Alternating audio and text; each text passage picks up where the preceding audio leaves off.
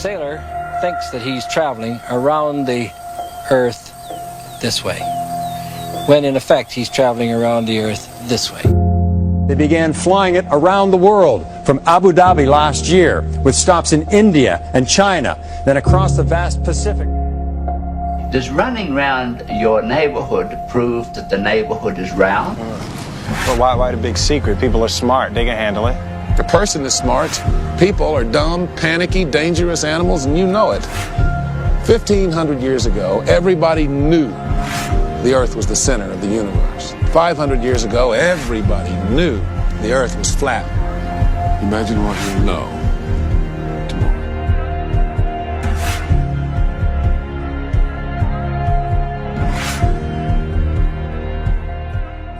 If you were to go to NASA, it's all fraud, it's all fake. Pretty much everything NASA puts out is fraudulent. There are no images of Earth from space. Put an end to this topic once and for all, turn the Hubble round and show us Earth in real time, but they will not do it. They can't do it. It doesn't exist. It literally doesn't exist.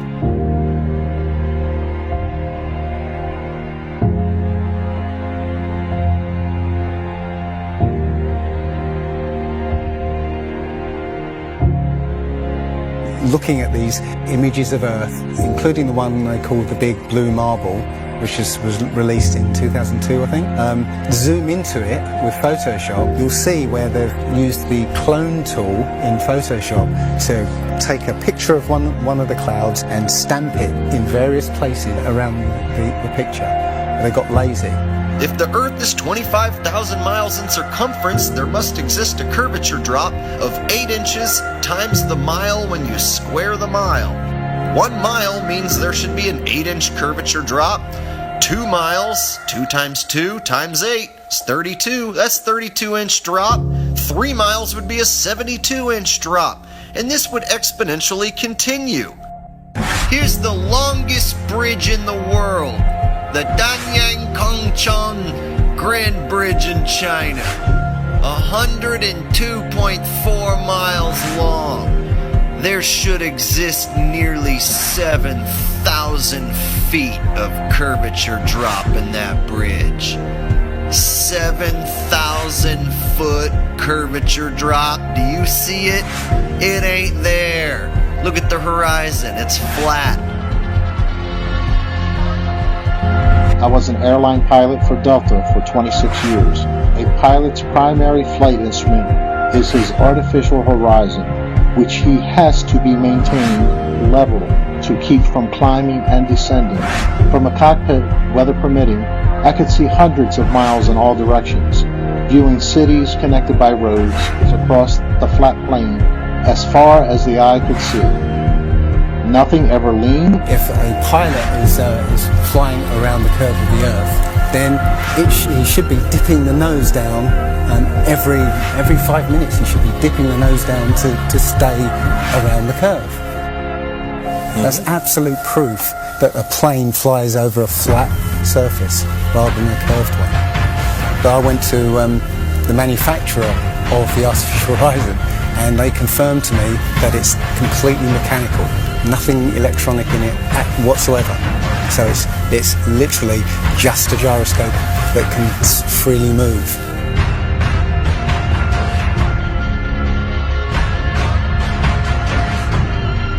That right there is proof to me that planes fly over a plane.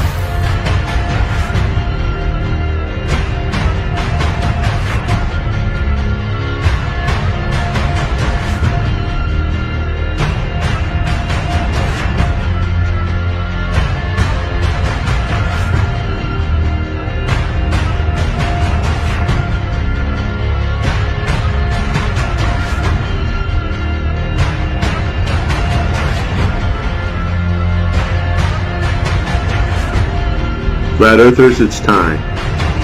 We are going to destroy the Globeheads' arguments concerning flight routes. When you go onto the plane tracking software, you'll see hundreds and hundreds of flights over the northern hemisphere, and you can track those flights from beginning to end. when you look at any flight in the southern hemisphere, what you find is the flight takes off and disappears off the tracking. It's all about making us feel nothing so that we can be used.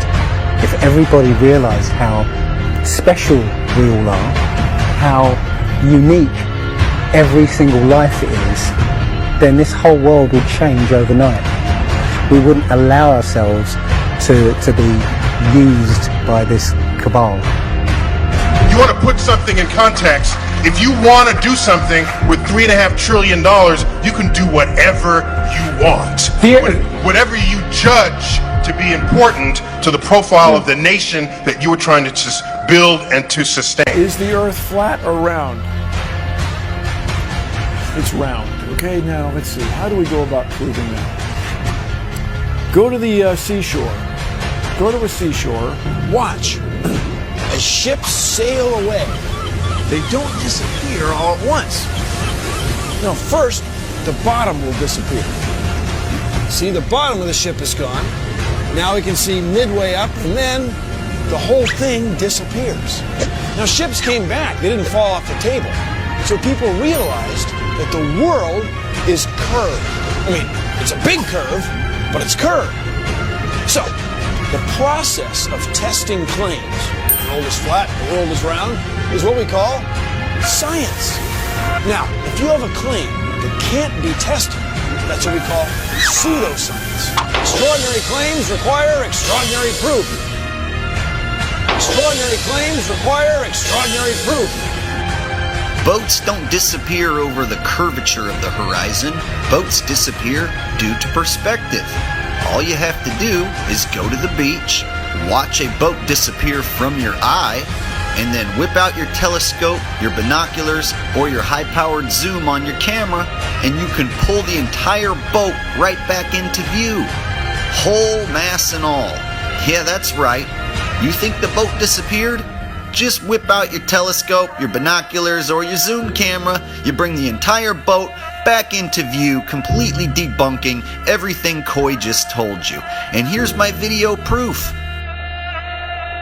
Extraordinary claims require extraordinary proof. Imagine that. You can debunk the curvature of the Earth yourself with just a simple zoom on your camera. Bye-bye, little boat. The flat Earth? Well, that didn't stand up to tests. The round Earth did. And you guys, come on. Everybody watches newscasts. You all use mobile phones. You all see airplanes fly around. You all go to see Ed Sheeran in concert one day in London, another day in Melbourne, Australia. This all depends on our fundamental understanding of the size of the Earth and its shape with extraordinary precision. What the fuck did you just say? The way we teach science is you're just some empty vessel and we pour the science into you and then you regurgitate it on an exam. Because Earth, we know it spins once a day, yes. Off to a great start. So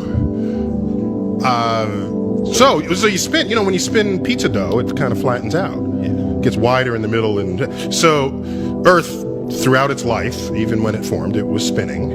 And it got a little wider at the equator than it does at the pole. Not only that, it's slightly wider below the equator than above the equator. A little chubbier. A little chubbier. Yeah. Chubby's a good way. It's like pear-shaped. Yeah. So, it turns out the pear-shapedness is bigger than the height of Mount Everest above sea level. Well, let me just so you understand. We've been fed a lie our entire, I want to call it a lie. We've been fed. It's a point of view thing, I think. We've been fed Earth has been misrepresented to us by science. Pear-shaped. Science! So they're all trying to figure out, is the universe spinning around us or are we spinning around the universe? They tell you We don't know shit. We're looking at a bunch of lights in the goddamn sky. You're gonna tell me that that light and that light, that's 250, 100 trillion light years away?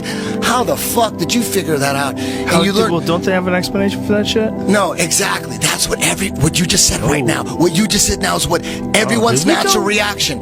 Because anytime someone says anything about space, you automatically think someone figured it out. You don't know the guy's name. You don't know the name of the experiment. You didn't look into it yourself. You just think when someone tells you, how far is the Earth from the sun? They'll say, 93 million miles away. Like you just, everybody relies on someone figured that out and someone double checked it. You're going on what you read. And right now, cosmology, they don't know what the fuck to do. You know what they found out? The cosmic microwave background shows that all the galaxies are on shelves lined up to us. That we're at the fucking center. They don't know what to think about. Yeah, there's a lot of controversy going on about it. Well, you should see the stars do all sorts of strange motions, but you don't. You only see them make these perfect circles. That tells me that it's the stars that are moving, not the Earth. The Copernicus principle, the one that we live by, is that we're insignificant, we mean nothing, we're a speck in the universe. That's the heliocentric model, that we go around the sun. The geocentric model means that everything goes around us. That's what this is in the Bible. That's what the first astronomers were saying. Ptolemy was the first one to say, yeah, we are the center. You can tell based on these observations, everything's revolving around us. Earth is the center of the universe, and we stand still, and the universe spins around us. You know what? They've lied so much. NASA's lied so goddamn much that I don't believe shit I see. They've got that satellite image of that frozen moon. What's that frozen moon? Oh, let me see if that's CGI. Find that They got a picture of a frozen fucking moon. I guarantee you it's CGI. No way they could take a picture. The heliocentric model is in trouble. Watch as the sunlight shrinks and follows the sun. It's definitely a locally illuminating sun, not far away, not very big, and definitely not 93 million miles away.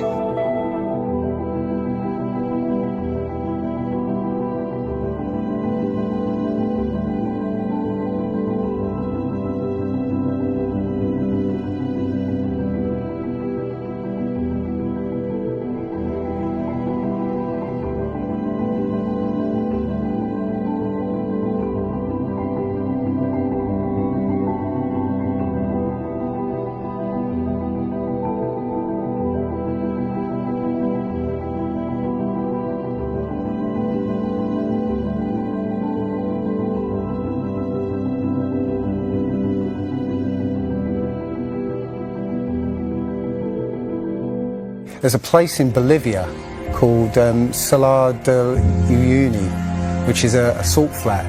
It's literally 100 miles wide one way and 80 miles across, and it's perfectly flat. And when it rains, literally you get an inch of water, and it looks like a perfect mirror. Now, how does that happen on a sphere? Yeah, it shows you that, you know, if you're one end of this salt flat, you can see perfectly clearly the other end 100 miles away. So it's just showing you that, you know, the Earth is flat, and without the effect of the waves in the sea, you'll be able to see a whole lot further.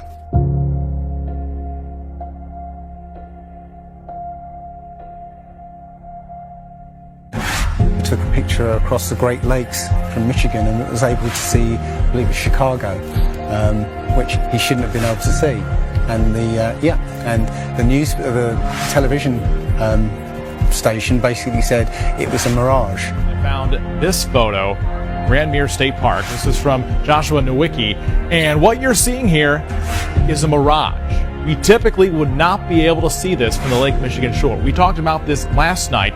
Conditions are right on the lake that we're actually seeing a mirage of the Chicago skyline.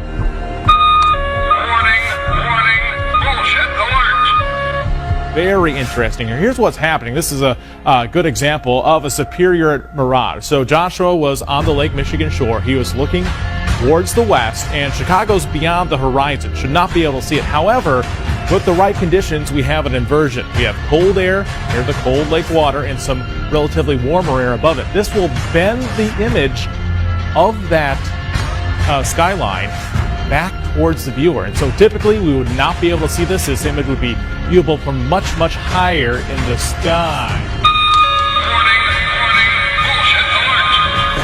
They always say it's a mirage, but for a mirage to happen, you have to have very specific atmospheric conditions.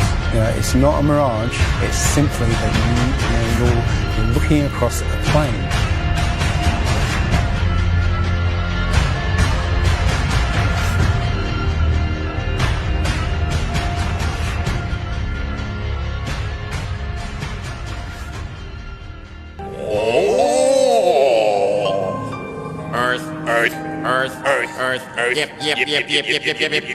Earth. Yep. Earth. Yep. Oh.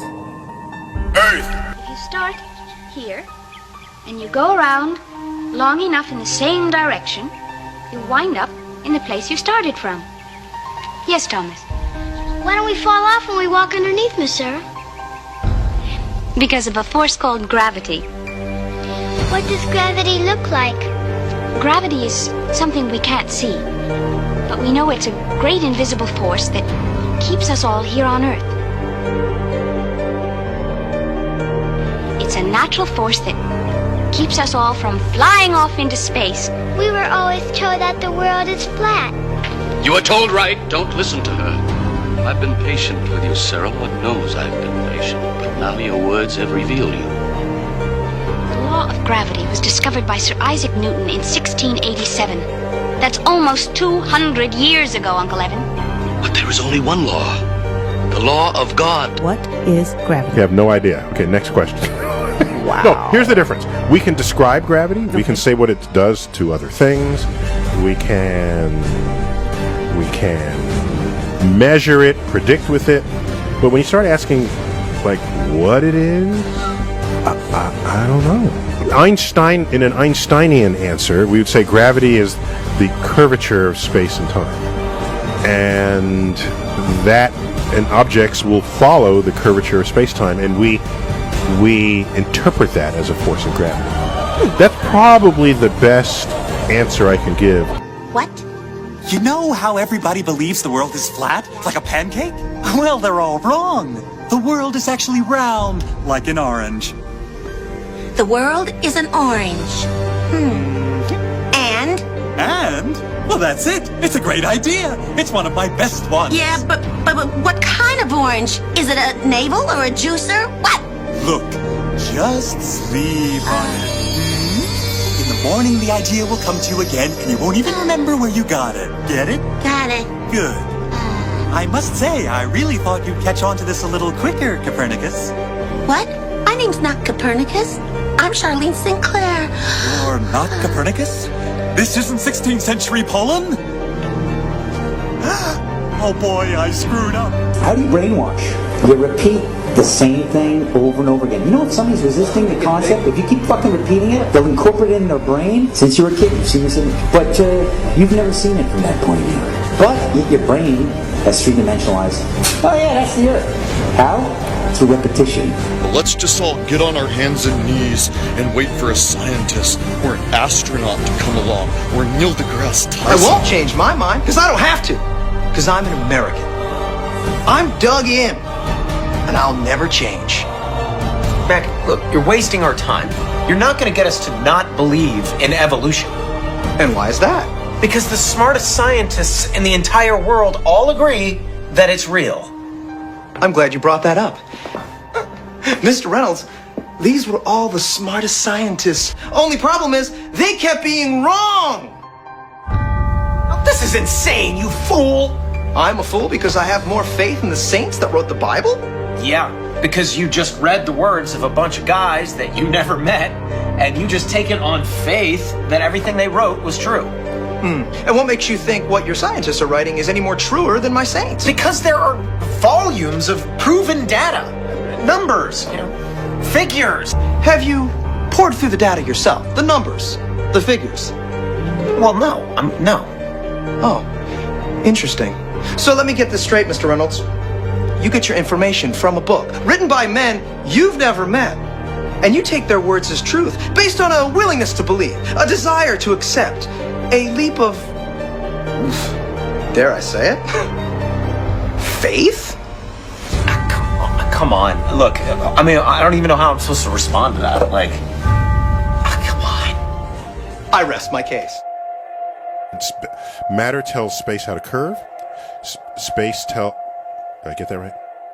The science community is ignoring a lot of the things that we're looking at, and so normal people are going out and doing experiments. And one of the experiments has turned up an amazing fact that we've not been told, and it destroys the whole idea of this heliocentric system, and that is the moon. Now you can actually measure the temperature of the moonlight next to the temperature of the shade of the moonlight, and you'll find the moonlight is colder than the shade, the opposite from the sun. So the moon is throwing out its own light, and that light is the opposite from the sun. Now, that tells you that it's not reflecting the sun's light. It's producing its own, and its light is different from the sun's. So, you know, the scientific community have not told us this, because they won't tell us this, because it destroys this idea that the sun is lighting up the moon. Everyone knows, like, if you're in sunlight, it's colder in the shade, right? So if it's 100 degrees in the sun, it's 90 degrees in shade. You go to the moonlight, like especially in a full moon, especially if it's high in the sky, the moon is its own independent object. It is not reflecting the sun rays. The sun is its own object. Also, you know, about the same size, which is, you know, again, coincidentally, why the moon fits so perfectly in front of the sun during an eclipse. We always thought it was a coincidence that even though it was 400 times farther away, that it was also exactly 400 times less diameter, which is why it fits. And the other weird thing about the moon, which everyone thinks, oh, it's just a coincidence, is that we never see the other side of it. It's constantly perfectly rotating, so we only see one side of the moon. Exactly one side. It's not like we have like a quarter of a degree every 5 years or half a degree here and there. It's always the same side. There are no coincidences when it comes to this system. It was deliberately built, but I think it was deliberately built to be detected. And I think we were naturally supposed to figure this thing out maybe as late as the 1970s, but the government figured it out first, and they have been spending a heck of a lot of money trying to keep it a secret.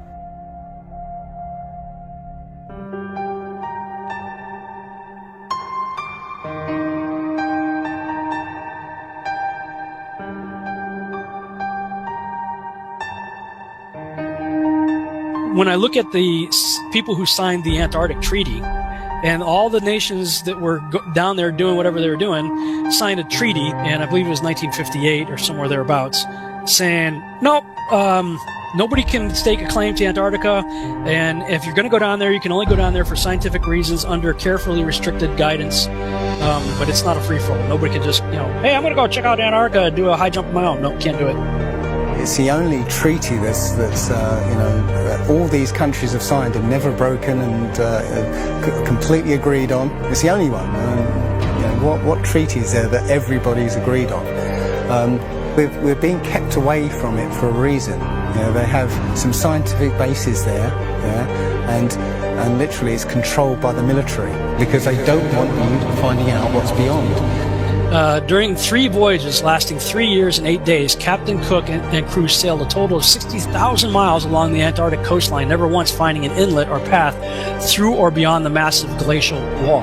So the other question is, well, how come ships don't go off the sea if it's flat? How come ships don't fall off the edge? Well, here's why you don't fall off the edge. There's a 200 to 300 foot high wall that is the border that Scripture says is keeping everything in. Nothing's going past that. Because they don't want you finding out what's beyond.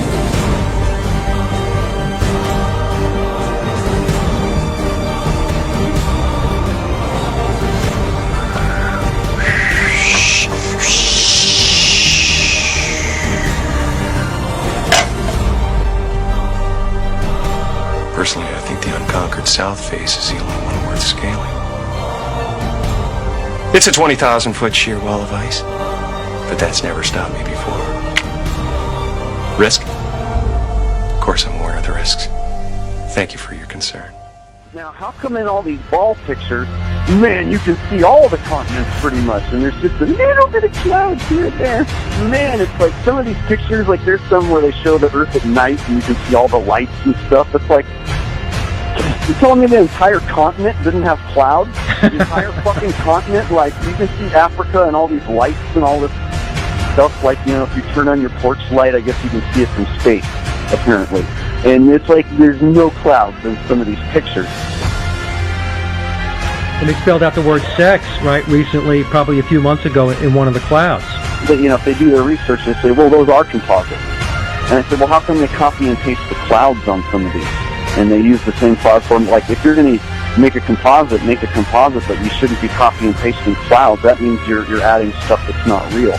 Yeah, and the thing is, those pictures that you're talking about, the blue marble pictures, you know, I think there's about maybe 8 to 10 of them over time that NASA has put out, and you're absolutely right. None of those pictures look the same. The color of the water is different. Like you said, the continents are different sizes. It's just unbelievable. And I think what happened originally was they would put these things out and nobody was paying any attention to it. You know, and then all of a sudden now people are paying attention to it, and now they're pulling these pictures in, and it's an obvious fraud. What? And the thing is, there's supposedly tens of thousands of satellites orbiting Earth.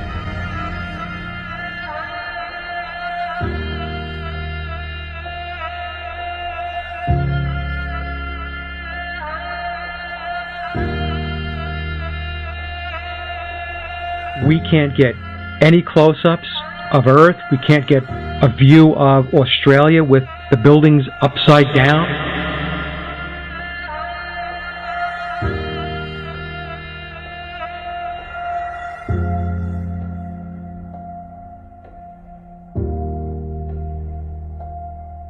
And they'll look at you like you're crazy.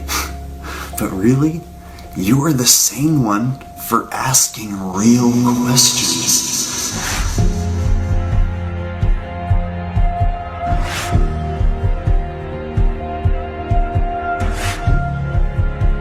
They're the fucking idiots for just repeating school book bullshit. That's how it works. I was taught school book bullshit in public school, and somehow I was able to break free and free my mind. You know how I did it? I watched NASA rockets explode a bunch of times.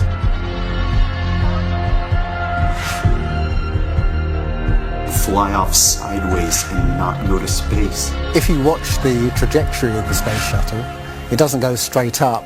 It always goes in a curve and out to sea.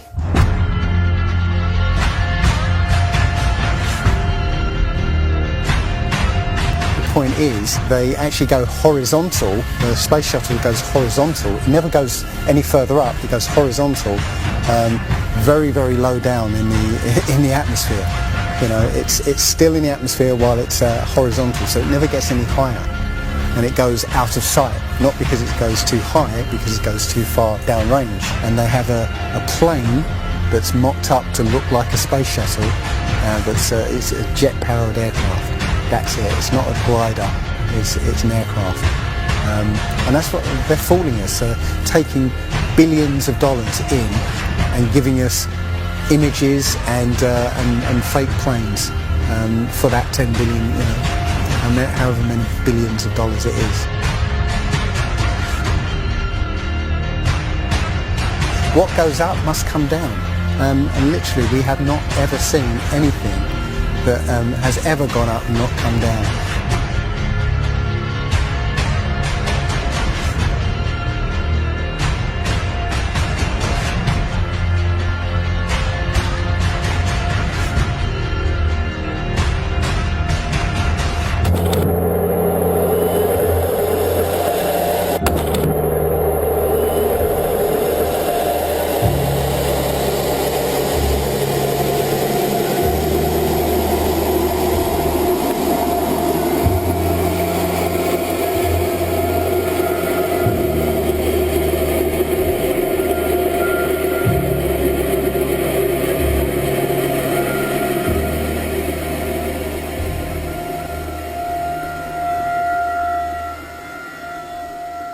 One thing I really want your generation to embrace is that the Earth is a closed system. We cannot leave the Earth. There's no place to go.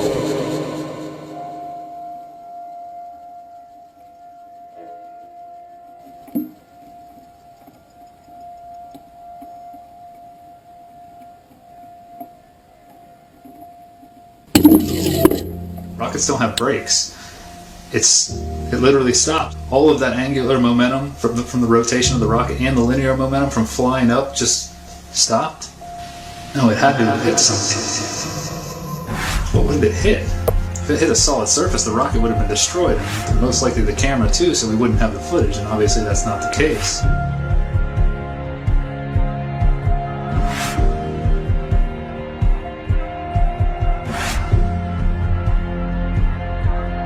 Kicks and deals. It's a long fly ball going back, and the ball shatters the sky, bringing the ocean itself down into the stadium. Oh, Simpson just broke this dream's reality wide open. I know we have still not shattered that highest and hardest glass ceiling, but someday someone will, and hopefully sooner than we might think right now.